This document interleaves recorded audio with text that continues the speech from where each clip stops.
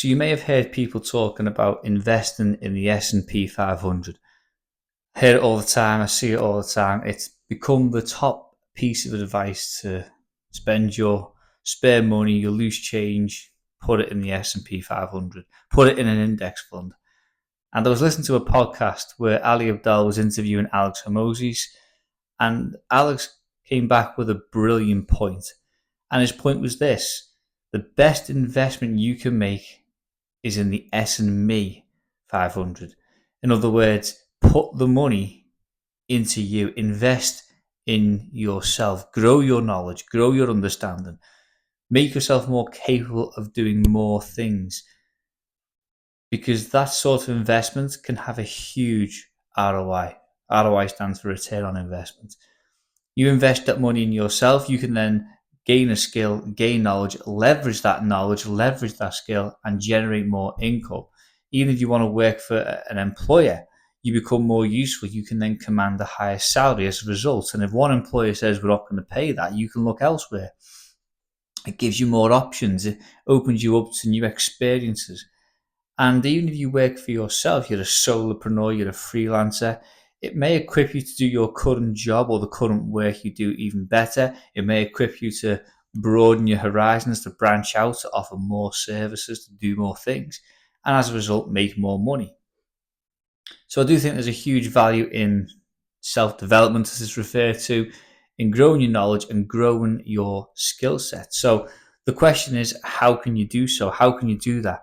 I think one of the best places is simply buying books, whether you want to read physical books or ebooks. I tend to prefer ebooks. It's entirely up to you.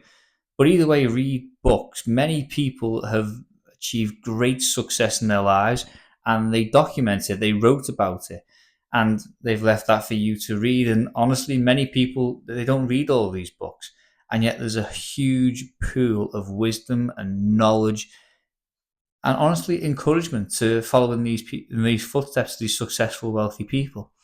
So reading other books, there's not just books on reading what other people have done, but also books on how to do certain tasks, how to do certain exercises, for example. So you can read books on marketing, you can read books on business, you can read books on entrepreneurship, you can read books on sales. Now, of course, you've got to take what you read in the books, you've got to apply them to your life. But the point is, you're getting that knowledge, you're investing in you, and you're buying these books. I make the point of reading every single day. It's definitely a habit that you should develop. It's a habit you want to get into. And not only that, it's better to replace the stimulation of all the entertainment that we have surrounding us and break that mold, break that trend, and read. It's good to have that detox as well. You want your brain to get used to being turned off from everything else that's going on, all the easy clickbait entertainment, all the easy doom scrolling on social media, and to be able to sit down, be disciplined, and focus on reading that book and engaging with it. And don't just read it passively, read it actively. Maybe take notes, maybe make a note of, actually, that's important. I'm actually going to apply that to my life right now.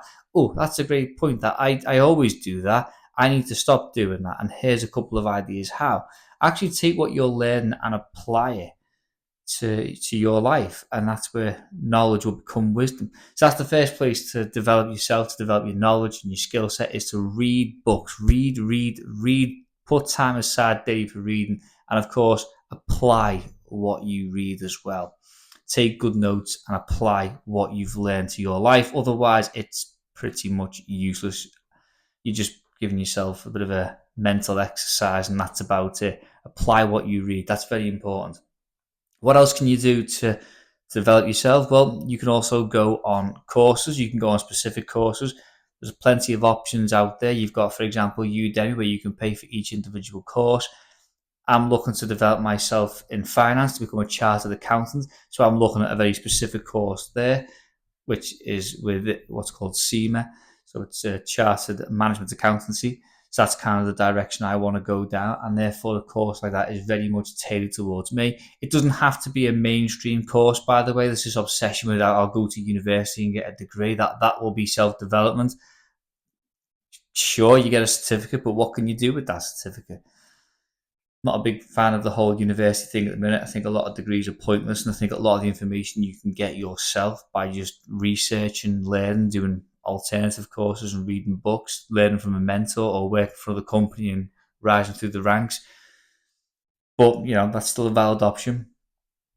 You can also go onto platforms like Skillshare, for example, which I currently use. It's phenomenal. I'm doing a social media marketing course right now, which is really good. Definitely worth checking them out. I think it's like 70 something pound a year, around about that. I paid in dollars, so I can't remember what it was in sterling. But again, Skillshare is a phenomenal platform, especially if you don't know what to do with your life. Just go on Skillshare. There's an array of options, and you can literally get a taste for what you want to do. It's probably better to do that and spend £70 for the year than just to splash thousands on a university course that you might never use again or you don't really like. So yeah, check out Skillshare. Lots of good stuff. I've used it for all kinds, typing courses, coding as well. You've also got coding courses like Free Code Academy, places like that. I think it's called Free Code Academy. But again, they've got courses on there. All of them are free. There are other alternatives for learning coding, obviously, but that's one of them. You've got the Odin Project. There's another one for learning how to code specifically. So there's a huge array of options. So find courses. If you can't find a course, maybe find a day event. Maybe find a conference that you can go to in some of the areas that you're interested in. Definitely worth doing courses and conferences. Not only that, conferences will be a great opportunity for networking, which is the next thing you can do to develop yourself, is to network, be around like-minded people on the same journey as you. They may not be doing exactly what you're doing. You may be learning to code and they're learning finance, for example, or they're learning social media marketing. You may not be interested in that, but they may be on the same journey of self-development, looking to improve themselves, build up their knowledge and skill set, and you want to be surrounded by those people. They may come in handy in the future for you. You may be able to offer them a service and they may be able to offer you a service. So again, that networking is important. You'll be challenged by people who are on the same journey as you, and they'll be a great encouragement to you as well. So networking has got to be up there. Ideally, if you can find yourself a mentor, then even better. That's great. But if not, you've got books for that. But if you can find mentors, people who are way ahead of you, that's even better. That's great. If you can't find them, then find people on the journey and maybe have, it doesn't have to be a networking event. It could just simply be a meetup. I have a friend who's kind of on a similar journey to me right now, looking to improve life, change life, move forward for the better, coming away from all the traditional business models and all that nonsense. And we meet up, well, we try and meet up once a month, just to kind of catch up, to encourage each other, to point out things, to challenge each other. And sometimes he'll say to me, oh, maybe you should just focus on that and not get distracted. And I'll say the same to him on some things. So it's good to have that because that brings accountability, which is vital for self-development. If you're just all over the place, you can't see the woods from the trees. Sometimes somebody from the outside looks in and says, actually, X, Y, and Z, and you go, whoa, crap. Nice one. Appreciate it. That's actually quite helpful. Now I can focus on what's most important. So there's some of the things you can do for self-development. I'm doing all of these things right now, really trying to push myself, mainly because I want to ensure that I have a healthy and a good life, but also I can provide for my family, which is very important to me.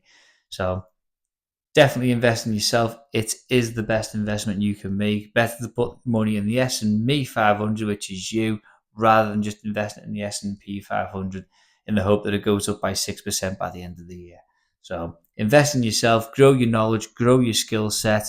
It doesn't have to be qualifications, but it can be qualifications. But you just need to get yourself on the path to growth and becoming a better you, because you will find success. You will find greater streams and multiple streams of income. So invest in you.